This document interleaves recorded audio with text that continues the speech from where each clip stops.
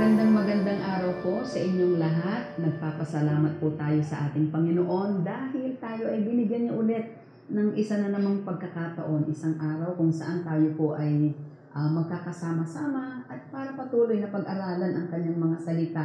Mga salita niya na nagbibigay ng kalakasan, salita niya na nagbibigay buhay, salita niya na nagpapagaling, salita niya na nagbibigay ng liwanag sa atin. Alam niyo po, napakasarap pag-aralan ang salita ng ating Panginoon. Lalo na po sa panahong ito na parang ang daming uncertainties. Ano po? So napakainam na ating patuloy na maunawaan ang plano ng Diyos, ang mga pangarap niya sa buhay natin lahat.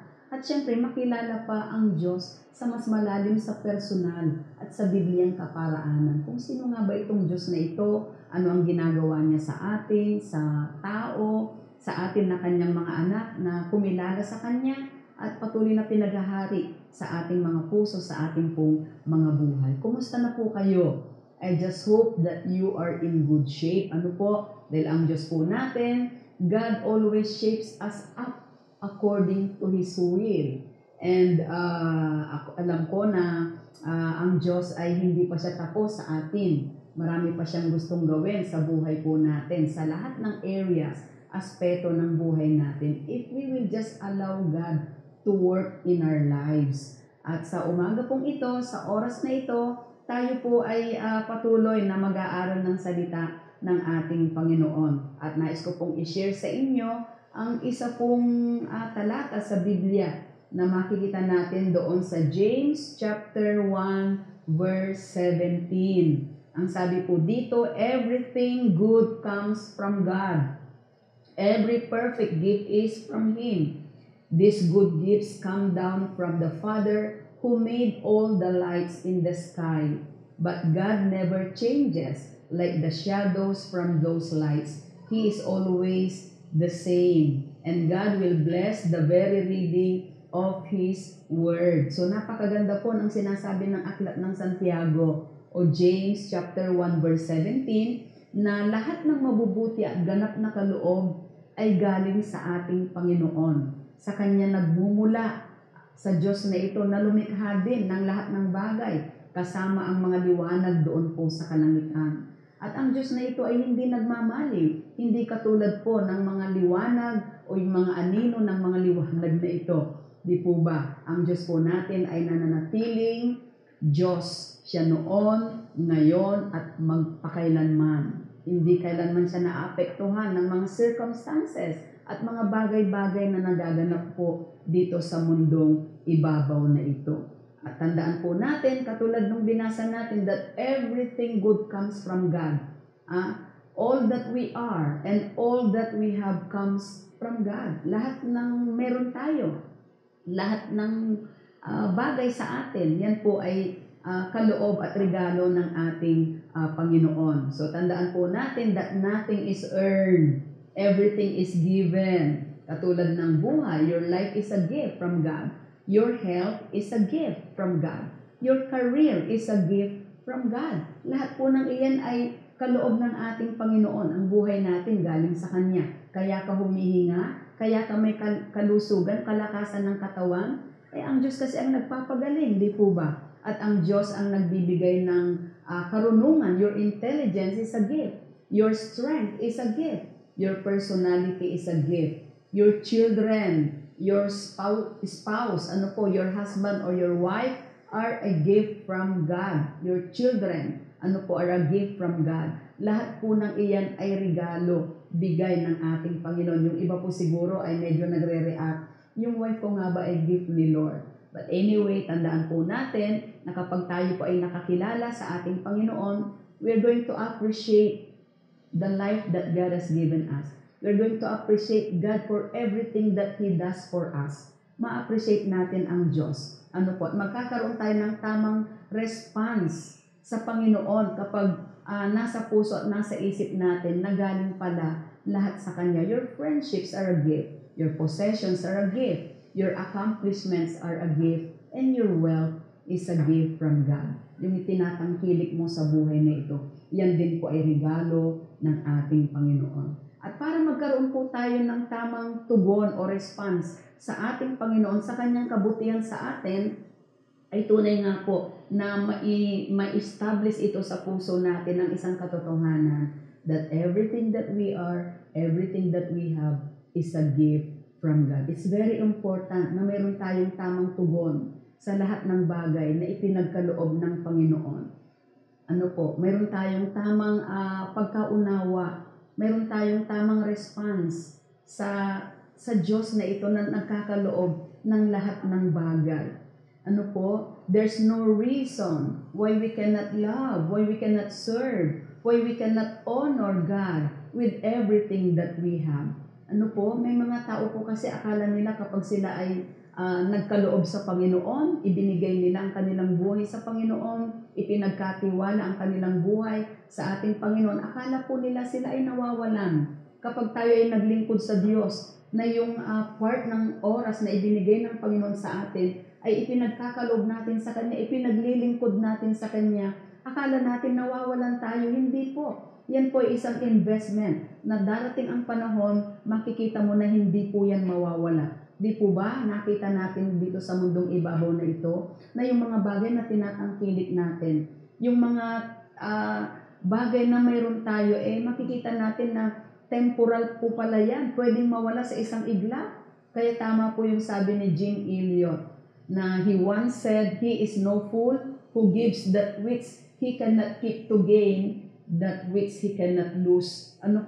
So sinasabi po ng isa pong author, ng isang manunulat, nang sabi ng ganun, isang taong matalino na masasabi, ang isa pong tao na kaya niyang ibigay, ang mga bagay na nasa kanya, ang mga bagay na hindi niya habang buhay na maiingatan, kaya niyang ibigay sa Panginoon para higit na makamtan ang mga bagay na higit na mahalaga, na tunay nga pong ang Diyos ang kayang mag-ingat nito. Alam niyo po, kapag ang ating mga buhay, resources na mayroon tayo, ibinibigay natin sa Panginoon, kayang ingatan yan ng Panginoon. Pero lalo mong ipinagdadamot yan sa Panginoon, na niyayakap mo, ini-embrace mo, na akala mo, yan na ang sandigan ng iyong buhay.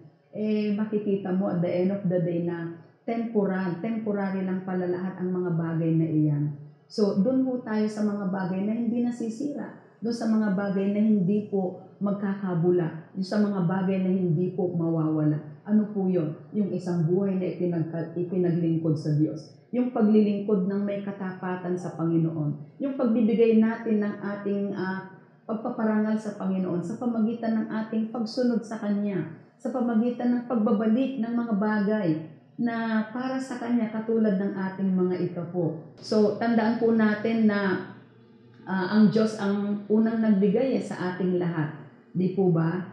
Sabi ng John chapter 3 verse 16, "For God so loved the world that He gave His only begotten Son, that whosoever believes on Him shall not perish, but shall have everlasting life." Gayon na lamang ang pag-ibig ng Diyos sa makasalanang sanlibutan. Ibinigay niya ang kanyang bugtong na anak na si Jesucristo upang ang sino mang sumampalataya, magtiwala at tumugon sa tinatawag na pag-ibig at generosity ng ating Panginoon. That in return, atin din pong ipagkakatiwala ang ating buhay sa Lord.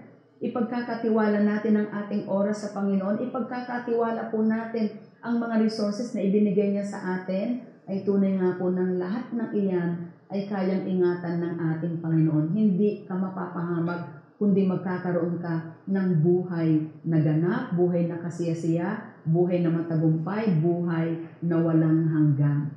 Ganyan po kabuti ang ating Panginoon. Amen po ba? The motive of the heart matters to God. Yung pong ating motibo, ay mahalaga yan sa Panginoon. Giving is not just about money. It's about your heart and your faith and about your relationship to God. Kasi kayang ibalik ng Diyos ang mga bagay na ipinagkakaloob mo sa Kanya. Di ho ba? Kayang ibalik ng Panginoon. Higit pa sa kaya mong idalangin. Higit pa sa iyong inaasahan. God is able to return even 1,000-fold everything that you have entrusted Him. Everything that you have given Him. Everything that you have offered to our God. Kaya po, mayroon kang positibong response. kapag naintindihan mo na ang lahat ng meron ka ay galing sa Panginoon. So, you can also give generously your life, your heart, your worship, your service, even your resources to our God. At kapag ito po ay nagawa natin, una, ay ipinapahayag mo, parang ipinapahayag mong, Lord, it's all yours anyway. Di ho ba? So when we give generously, one, we're saying, Lord, it's all yours anyway. Panginoon, sa'yo naman ito eh. Lahat ng bagay na mayroon ako ay sa'yo naman, Panginoon eh. So ibinabalik ko lang sa iyo. Naalala ko po yung sabi ng Acts 17 verse 25. Nais ko po nabasahin ito pong Acts 17:25. He is the one who gives people life, breath, and everything else they need. He does not need any help from them. He has everything he needs. No po? So masasabi po natin o sinasabi po ng salita ng ating Panginoon na ang Diyos ang nagkakaloob sa tao ng buhay ng hininga at lahat ng kanyang kailangan dito sa buhay na ito. Di po ba kapag tayo ay humingi sa Panginoon, nakikita natin, nararanasan natin na ang Diyos ay tumutugon. Kapag humingi ka ng yung pangangailangan sa bawat araw at tinuruan tayo ng ating Panginoon to pray. No po? Ganito kayo manalangin, di ba? Our Father in heaven, hallowed be your name. Your kingdom come, your will be done on earth as it is in heaven. Give us this day our daily bread. That even God taught us how to pray. And God is urging us to pray so that we can have experience every good and perfect gift that comes from the Lord. Ano po, hindi niya kailangan actually ang mga bagay na mayroon ka. Galing nga yan sa Kanya. Hindi niya kailangan ng resources mo. Hindi niya kailangan ang iyong buhay actually. No, God doesn't need anything that we have in this life. Actually, He is the one who gave that to you. Ano po? He has everything He needs. Kompleto ang Diyos kahit wala ang tao. Pero alam natin na hindi tayo magiging kompleto pag wala ang Panginoon sa buhay natin. It's very important that we honor God, that we serve God, that we offer our life to God. Ano po? Yan ay tatanggapin ng Panginoon bilang isang mabangong offering, masamyong handog sa Kanyang banal na harapan. So offer everything to God. Give generously to God. Ano po? Para sa ganon ay totoo at matapat nating masasabi, it's all yours anyway, Lord. Pangalawa, when we give generously, we're investing in the kingdom that cannot be shaken. Kapag tayo po ay nag-o-offer ng buhay natin, lahat ng ating worship, ng ating pong lakas, ng ating oras, nagsishare ka ng salita ng ating Panginoon, binabahagi mo si Kristo sa mga taong hindi pa nakakakilala sa Kanya. Alam niyo po, yan ang ating role bilang isang Christian, bilang isang church. We need to share Jesus to the lost, to the unchurched, yung mga tao na nangangapa sa dilim, hindi pa nasisilayan ang liwanag ng ating Panginoon. Tayo po ng mga Kristiyano, ang patuloy na gagamitin ng ating Panginoon para ibahagi natin si Jesus at sabihin sa kanila, there is hope. God loves them at ang Diyos ang makakatugon sa lahat ng problema na mayroon sila. Alam niyo po yan ay pagbibigay ng may generosity, sa harapan po ng Panginoon. Yung oras mo binibigay mo sa Kanya. Yan ay offering ng babango, masamyong handog sa harapan ng ating Panginoon. At nag-i-invest ka doon sa kaharian ng Diyos na hindi kailanman matitinag. Because the kingdom of God is everlasting, from everlasting to everlasting. It cannot be shaken. Hindi ito mayayanig. Kahit lindol, ng physical na earthquake, ng literal na earthquake, hindi kaya nitong yanigin ang kaharian ng Panginoon. So, doon ka nag-i-invest sa Kanyang kaharian na hindi nayayanig. Kaya yung mga ini-invest mo, hindi yan magkakabula, hindi yan mawawala, hindi yan mapaparang. Pagdating ng panahon, makikita mo ang lahat ng mga in-invest mo, magkakaroon ka ng reward. Ibibigay ng Panginoon because our God is a good God. Napakabuti ng ating Panginoon. When you give generously, you are declaring there's a lot more where that came from. Ano po? Kapag ikaw pala ay naghahandog sa Diyos ng lahat ng meron ka, ay tunay nga po na parang sinasabi mong, Lord, dahil alam ko na marami ka pang pwedeng ipagkaloob sa akin. Di ho ba? Kapag pinapagamit natin ang ating buhay, pinapahiram natin yung talento natin sa Panginoon, kaya palang dagdagan pa yan ng Diyos. Ganun po ang Panginoon. Ganun siya kabuti. Because natetes ng ating Panginoon yung faithfulness natin. Tandaan po natin ang sabi ng ating Panginoon that God is expecting us to be faithful in all the things that He has entrusted us. Ano po, those who were given a trust must prove themselves faithful. Yung mga nabigyan ng tiwala, yung mga napagkalooban ng mga talento, napagkalooban ng mga, limbawa ikaw ay isang pastor o isang worker sa church, napagkatiwalaan ka ng ministry, God is expecting you to be faithful. Inaasahan ng Panginoon na maging tapat ka dyan. Ikaw ay isang servant ng Panginoon sa government, God is expecting you to be faithful. Ano po, tandaan po natin na yung public service, ano po, yung public office is a public trust. Yan ay tiwala at ang Diyos ang pumayag, pinayagan ng Panginoon na ikaw ay makapaglingkod. Ano po sa ating mga kababayan, nais ng Panginoon na maglingkod ka ng may katapatan. Kung papaano sa church din, pinagkatiwalaan ka ng Panginoon ng isang ministry, ng isang tinatawag na outreach, ikaw ay pinagkatiwalaan ng isang church, nais ng Panginoon na maging matapat ka. At kapag nasumpungan ng Lord ang ating katapatan, tandaan po natin, our labor in the Lord will never be in vain. Hindi po yan pwedeng mawalan ng kabuluhan. Matapat ang Diyos na nagkaloob sa atin ng lahat ng bagay na mayroon ka. At kapag ibinabalik mo sa Panginoon ng papuri, ipinapagamit mo sa Panginoon, ay tunay nga hong dadagdagan pa yan ng Panginoon. Ganun ka-generous ang Diyos na ito, for we can never outgive our God. He is a good, good God. So when we give generously, another thing, we are laying up treasures in heaven. Ano po, kapag tayo po ay nagkakaloob sa ating Panginoon, ay tunay nga po na tayo po ay nag-iimpok ng kayamanan sa langit. Kapag naglilingkod ka sa Lord, nag-iimpok ka ng kayamanan sa langit. Hindi po ba? You are laying up treasures in heaven. Hindi po katulad dito sa mundong ibabaw na ito, na yung ating mga iniimpok sa bangko ay pwede palang mawala. Ano po? Dahil dito po sa lupa ay mayroong mga moth, ano po, may tanga, mayroong rust na pwede pong sumira ng mga bagay na ating pong iniimpok o iniimbak. Ano po? Pero ang sabi ng ating Panginoon ay tunay nga mag-impok ka ng kayamanan doon sa langit. Wala doong magnanakaw. Ano po? Wala doong thief, wala doong robber na siyang magnanakaw ng mga resources na iyong ininvest sa kaharian ng ating Panginoon. Hindi yan pwedeng nakawin ng kaaway sapagkat ang Diyos mismo ang nag-iingat. Bakit po? Dahil ipinagkatiwala mo yan sa Panginoon . Kaya ang sabi po ng Matthew chapter 6, 19 to 21, don't save treasures for yourselves here on earth.